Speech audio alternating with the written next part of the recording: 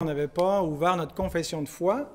Le coronavirus a un petit peu interrompu nos dernières études. Ça remonte au mois de mars, la dernière fois où nous avions donc étudié la confession de foi. On avait terminé le chapitre 19 sur la loi de Dieu.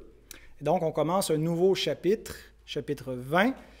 Et ce qui est intéressant, la première chose qu'on peut constater quand on fait une lecture comparative de notre confession de foi avec les deux confessions de foi sur lesquelles elle se base, c'est que la première confession, là, qui est un peu la confession mère, la confession de foi de Westminster, n'a pas le chapitre 20. Elle a un chapitre 20, mais ce n'est pas celui-là. Ça, c'est un chapitre qui a été ajouté. Alors, pourquoi est-ce que les baptistes ont ajouté un chapitre à la confession de foi de Westminster? En fait, ce ne sont pas les baptistes qui ont ajouté ce chapitre-là, ce sont plutôt les congrégationalistes qui ont écrit une confession de foi en 1658, basée sur la Westminster également, mais modifiée à certains endroits où ils ont cherché à l'adapter un peu plus à leur ecclésiologie congrégationaliste. Et les baptistes sont beaucoup plus proches des congrégationalistes, donc ont suivi ceux-ci. Mais dans le cas de ce chapitre qui a été ajouté, les presbytériens qui ont écrit la confession de foi de Westminster auraient très bien pu intégrer aussi ce chapitre-là ou l'avoir écrit eux-mêmes. Il n'y a rien qui est incompatible avec leur théologie ou avec la confession de foi de Westminster. Donc la question qu'on doit se poser, c'est pourquoi est-ce qu'il y a ce nouveau chapitre intitulé « L'Évangile et l'étendue de sa grâce ». Pourquoi est-ce qu'ils ont écrit ce chapitre-là? Donc, on peut déjà avoir une idée quand on regarde le titre et le contenu du chapitre. Le titre, peut-être, nous donne l'impression qu'on va expliquer ce qu'est l'Évangile, mais pas vraiment. Ce n'est pas une exposition de l'Évangile, c'est plutôt la deuxième partie du titre qui explique ce qu'est le chapitre, l'étendue de sa grâce. Donc, ça répond un peu plus à la question pourquoi l'Évangile est allé dans les pays, les nations, les peuples où il est allé et pas chez d'autres peuples, d'autres nations. Est-ce que ceux qui n'ont pas reçu l'Évangile peuvent bénéficier de la grâce de l'Évangile ou de la grâce de Dieu, être sauvés néanmoins? Et donc, il y a 4 paragraphes pour répondre, pour exposer ces notions-là. Le contexte du 17e siècle dans lequel ont été écrites ces différentes confessions de foi-là, nous permet de comprendre pourquoi ce chapitre a été ajouté. Le 17e siècle, c'est là où on voit l'apparition de ce qu'on appelle le déisme en Angleterre. Alors, le déisme, c'est une croyance, on croit que Dieu existe, comme dans le théisme vient de théos en grec, déisme vient de deus en latin, donc l'idée, c'est une référence à l'existence d'un Dieu, que Dieu existe. Mais dans le théisme, généralement, le théisme chrétien, on se base exclusivement sur la révélation biblique pour connaître ce Dieu-là, tandis que dans le déisme, on met beaucoup l'emphase sur la révélation naturelle, le Dieu de la nature et sur la raison humaine. Les déistes sont des rationalistes, ils croient que la raison humaine, elle est capable et suffisante pour connaître Dieu et même être sauvé.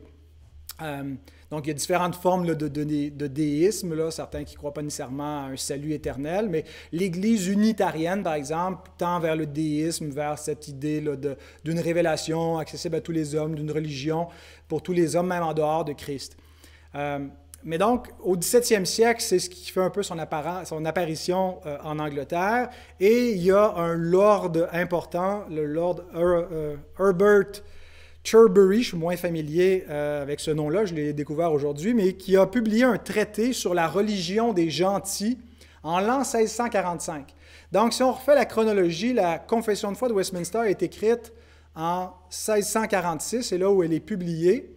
Et donc, on a l'influence du déisme qui grandit Et en 1645, on a ce traité qui est publié là, un an avant, et c'est par la suite donc que les réformés répondent au déisme. Et donc l'ajout de ce chapitre-là dans la Déclaration de Savoie, qui elle est rédigée en 1658, bien, vient répondre à certaines croyances, certaines affirmations du déisme qui influencent certains théologiens, certains pasteurs et enseignants. Et notre confession de foi, qui elle est écrite en quelle année? 1677, voilà. 1689, c'est l'année qu'elle a été adoptée officiellement dans l'Assemblée générale parce qu'on avait la liberté de religion, mais elle est écrite en 1677. Et donc, la deuxième confession de foi de Londres va suivre les congrégationalistes en intégrant aussi ce chapitre-là dans leur confession de foi avec pratiquement pas là, de modification. Il y a juste un mot qui a changé, là, qu'on verra plus loin. Alors, la question à laquelle on va répondre ce soir, c'est: la nature révèle-t-elle un moyen de salut aux hommes? Est-ce que la nature, et on pourrait dire même la révélation générale et naturelle, révèle un moyen de salut aux hommes? Réponse courte: puisque les hommes ne peuvent aucunement être sauvés par la lumière de la nature, Dieu a révélé à tous les hommes dès le commencement l'unique moyen de salut. Alors, le déisme croit à la révélation, croit que la révélation spéciale, la Bible, l'Écriture sainte, n'est pas absolument nécessaire pour connaître Dieu. Bien sûr que le déisme qui est origine du christianisme croit à sa validité, mais va dire non, mais il ne faut pas penser que les païens, les gentils, n'ont pas une vraie théologie. Ils peuvent, par la révélation naturelle de Dieu, connaître le vrai Dieu et même être sauvés s'ils s'efforcent de vivre d'après la lumière de la révélation générale, ils gardent une bonne conscience, ils pratiquent le bien comme ils le perçoivent dans la nature que Dieu a créée. Et donc, le déisme récuse l'idée de l'exclusivité du christianisme, qu'il faille absolument être un chrétien qui confesse le nom de Jésus-Christ pour pouvoir être sauvé. Il croit qu'il y a des sauvés en dehors du christianisme. Et donc, un des arguments qu'ils vont faire valoir à cette époque-là, c'est que puisqu'il y a des sauvés avant Jésus-Christ, donc ils n'étaient pas des chrétiens. S'ils ont été sauvés avant Jésus-Christ, ils ont été sauvés sans Jésus-Christ. Ça, c'est ce qu'ils mettent de l'avant, parce qu'ils ne peuvent pas être des chrétiens avant que le Christ vienne et que le christianisme commence. Donc, s'il y a des sauvés avant Jésus-Christ, bien forcément, c'est qu'il y a un autre moyen de salut que simplement la foi en Jésus. Alors, voici comment notre confession répond au paragraphe 1, si vous avez vos confessions de foi, au chapitre 20, à cette assertion. L'alliance des œuvres ayant été détruite par le péché et rendue inutile pour la vie, il a plu à Dieu d'annoncer la promesse de Christ, la postérité de la femme, comme le moyen par lequel il appellera les élus et fera naître en eux la foi et la repentance. Dans cette promesse, l'Évangile, quant à sa substance, a été révélé et il y est efficace pour la conversion et le salut des pécheurs. Donc, on va regarder ce qui est affirmé ici, mais ce qu'on peut voir d'entrée de scène, c'est que la confession de foi ne reconnaît pas que le salut avant Jésus-Christ était par un autre moyen que par Jésus-Christ, mais elle affirme le salut en Jésus-Christ avant Jésus-Christ. C'est simple. On croit qu'on peut être sauvé par Jésus-Christ avant la venue de notre Seigneur.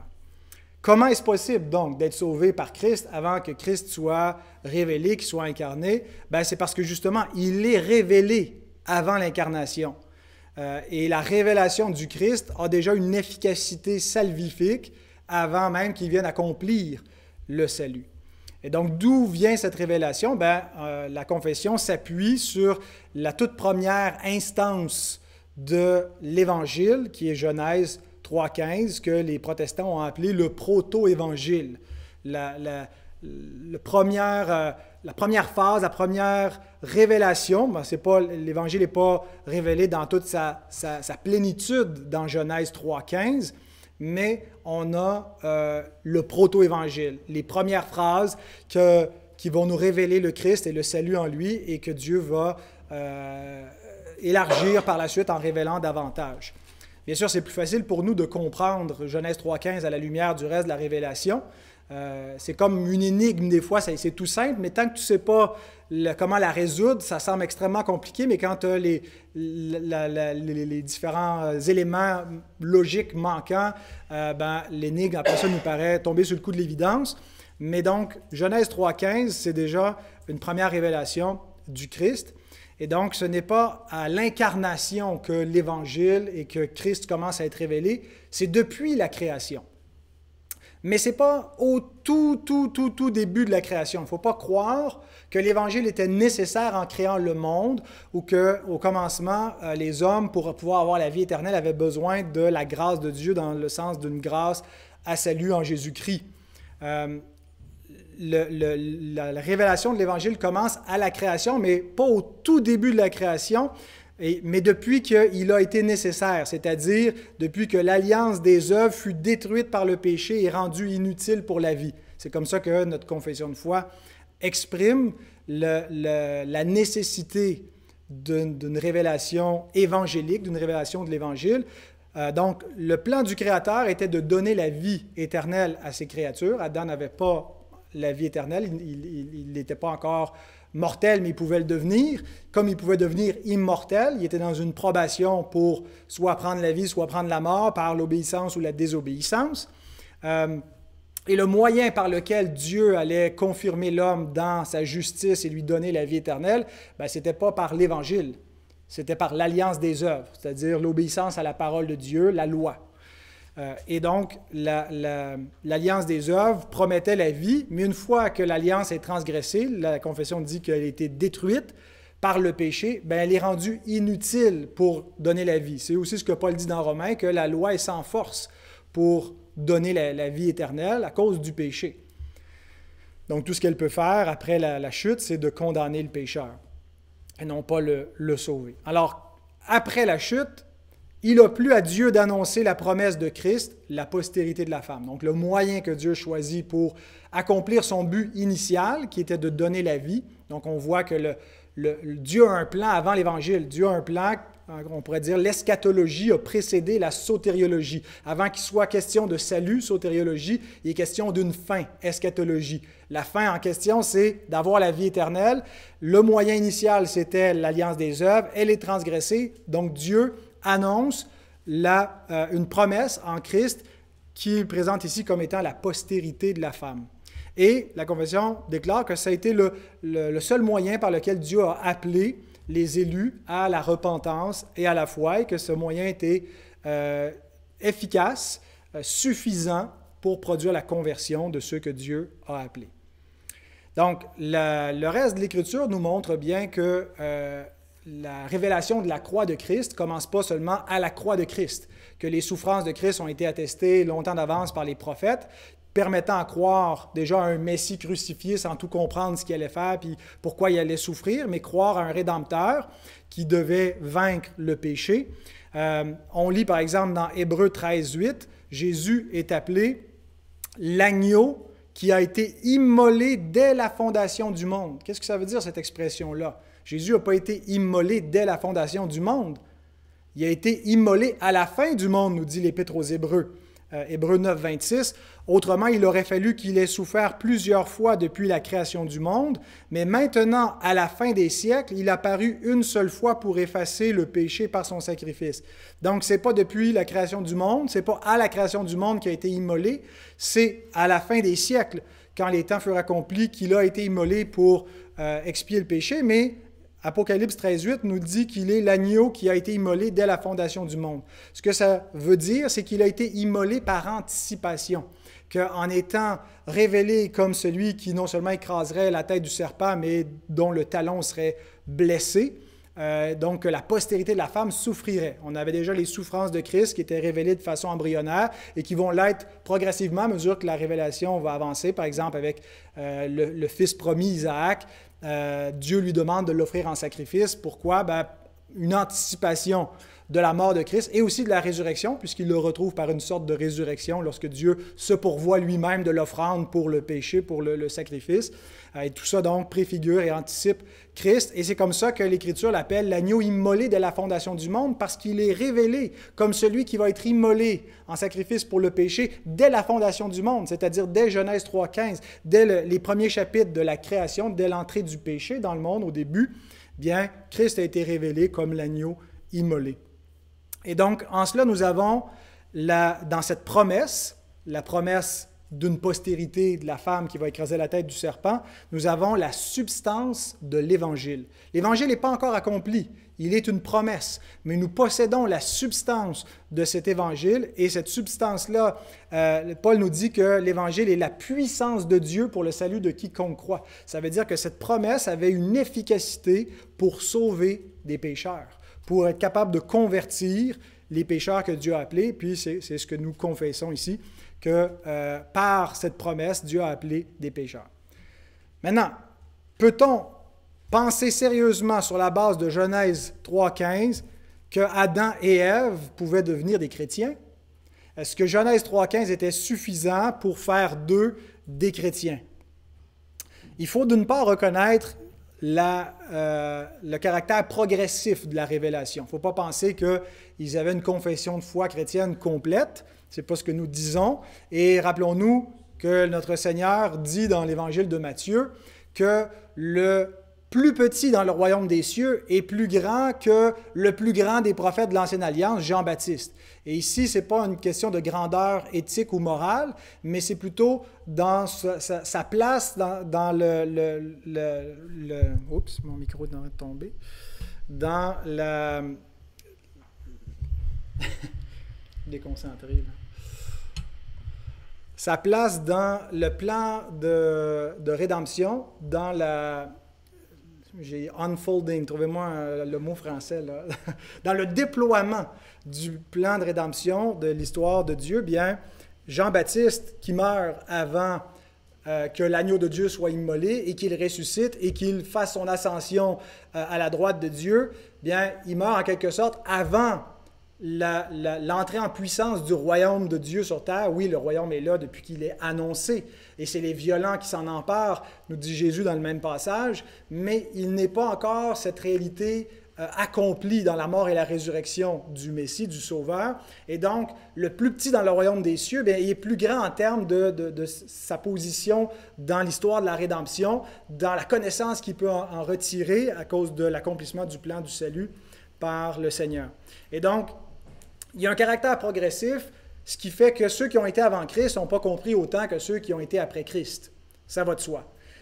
Alors, on doit reconnaître que la connaissance d'Adam et Ève était moindre. Mais est-ce qu'ils avaient une connaissance suffisante basée sur Genèse 3,15, cette promesse-là, et ce que Dieu a pu leur dire de plus, il leur a dit des informations supplémentaires pour être des chrétiens, puisque être chrétien, c'est croire au Christ, et c'est le Christ qui leur est présenté. Bien, voici trois choses qu'ils pouvaient comprendre à partir de ce que Dieu leur a promis.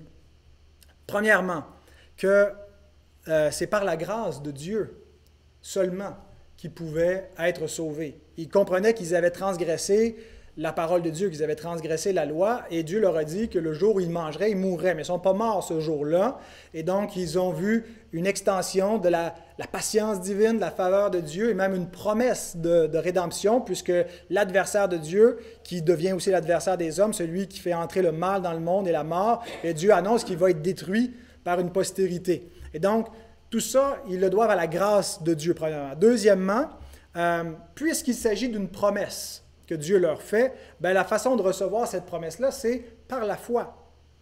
Par la foi seulement. C'est le seul moyen qui est compatible, qui est adéquat pour réceptionner la promesse de Dieu.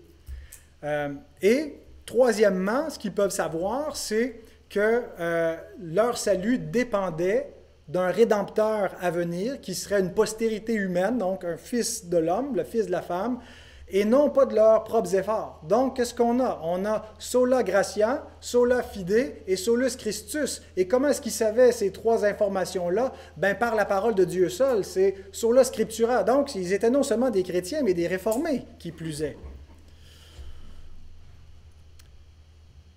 Donc, si les descendants d'Adam et Ève et eux-mêmes ont gardé et cru et transmis à leurs propres enfants de génération en génération cette promesse, ben, ils avaient part au salut, dans la mesure où ils y croyaient, dans la mesure où ils attendaient, où ils exerçaient la foi, ils ont été justifiés par cette foi. Mais nous savons qu'il y a une lignée qui a été préservée par Dieu, mais que le reste de la postérité d'Adam et Ève n'a pas gardé la promesse. Et s'est tourné vers les idoles et s'est rebellé, et Dieu a fait venir le déluge, mais Dieu a restitué sa promesse et a augmenté la révélation de sa promesse. Et donc par Noé, par la suite par Abraham et tous ses descendants. Mais donc, dans la mesure où ils ont négligé et ils ont oublié cette promesse, bien, ils n'avaient aucun autre moyen de salut. Et il en va de même pour tous les descendants d'Adam et Ève encore aujourd'hui et dans toutes les époques qui n'ont pas eu accès à cette promesse-là, bien, ils sont sans aucun moyen de salut. Et là, le déisme dit, non, le salut est possible en s'efforçant une autre voie de salut. Oui, le salut en Jésus-Christ, peut-être. Certains déistes de tendance chrétienne, là, disons, parce qu'il y a des déistes qui ne croient pas nécessairement à la divinité du Christ. Donc, l'autre voie de salut, ben, c'est tout simplement de s'efforcer à vivre selon une bonne conscience, selon la lumière qu'on peut déduire de la nature et à partir de notre propre intelligence. Et certains vont même dire que quand on observe tout cela, bien que Christ est en quelque sorte révélé dans la nature des choses et que sans connaître le nom de Christ, bien, ils croiraient en Christ au travers de ce qu'ils peuvent comprendre de la divinité et du sens de la vie dans leur observation. Et le paragraphe 2 répond à cette conception-là et réfute cette idée. Et je vous lis le paragraphe 2. Cette promesse de Christ et du salut par lui n'est révélée que dans la parole de Dieu. Ni les œuvres de la création, ni la providence, ni la lumière de la nature ne peuvent découvrir Christ, ou la grâce par lui, même pas d'une manière générale ou obscure. Ceux qui sont privés de la révélation de sa promesse et de l'Évangile sont donc incapables d'atteindre à la foi qui sauve ou à la repentance. Donc, ils ne peuvent pas atteindre la foi à salut ni la repentance s'ils n'ont pas la révélation biblique. La nature révèle Dieu, en effet. C'est ce que l'Écriture nous dit dans l'Ancien Testament, mais dans le Nouveau Testament de façon explicite, en particulier dans l'Épître aux Romains, chapitre 1, versets 20 et 21. Paul nous dit que les perfections invisibles de Dieu se voient comme à l'œil. Il parle de sa puissance éternelle, sa divinité. Donc les perfections de Dieu, pas juste qu'il y a un Dieu, mais certains attributs de Dieu peuvent être perceptibles à partir depuis la création du monde, quand on les considère dans ses ouvrages. Donc, il nous dit qu'à travers la nature, à travers la création, on peut percevoir Dieu. Mais ce qu'il ajoute, c'est que les hommes sont inexcusables, car ayant connu Dieu, ils ne l'ont point glorifié comme Dieu, ils ne lui ont point rendu grâce, mais ils se sont égarés dans leurs pensées, et leur cœur sans intelligence a été plongé dans les ténèbres. Alors, le point de l'apôtre, c'est que la nature est suffisante pour rendre les hommes inexcusables, mais n'est pas suffisante pour les mener au salut. Ils n'ont pas d'excuse de ne pas avoir glorifié Dieu, mais ils n'ont pas suffisamment de lumière pour venir à la repentance et à la conversion à Dieu par Jésus-Christ, parce que ça prend la révélation spéciale, la révélation prophétique, la révélation qu'on a dans les Écritures, dans la Bible, mais qui a été transmise depuis Adam jusqu'à Moïse, de manière orale jusqu'à ce qu'elle soit inscripturée.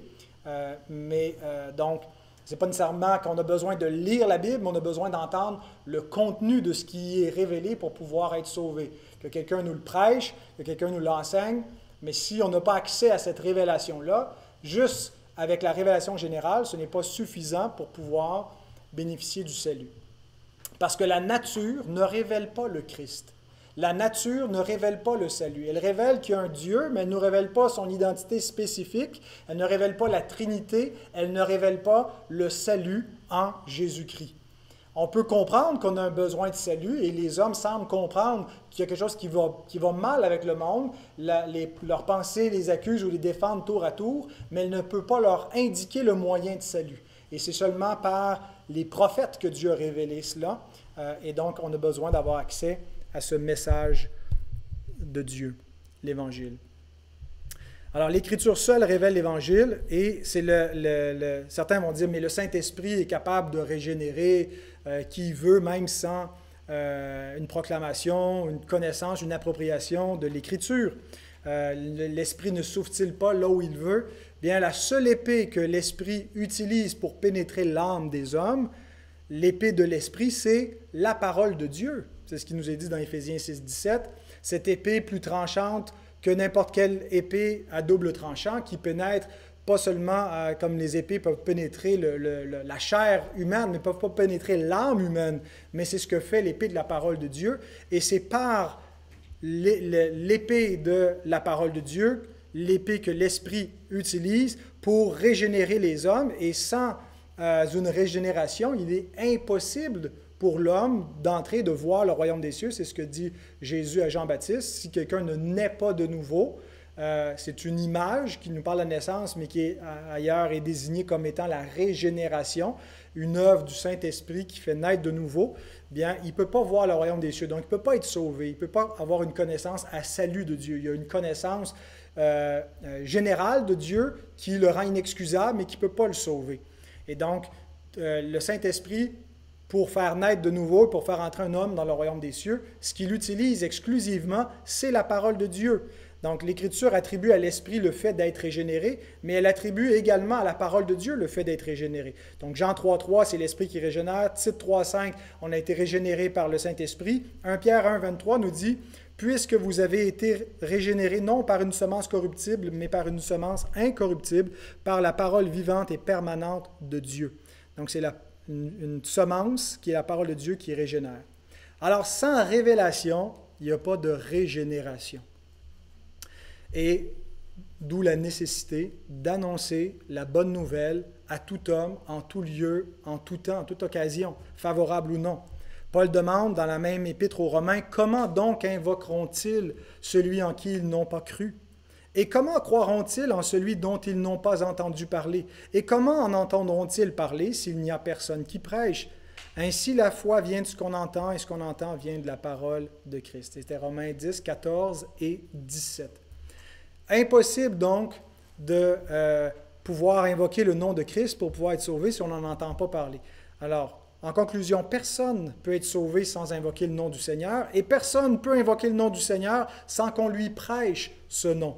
Personne ne peut être sauvé sans la foi, et personne ne peut avoir la foi sans entendre la parole du Christ, puisque c'est de la parole du Christ, de l'Évangile que vient la foi. Donc, l'Église a une mission qui lui a été confiée par Christ. L'Église, au temps de l'Ancienne Alliance, avait déjà aussi cette mission, mais elle n'était pas encore commandée par Dieu d'aller par toutes les nations pour l'annoncer à toute la terre.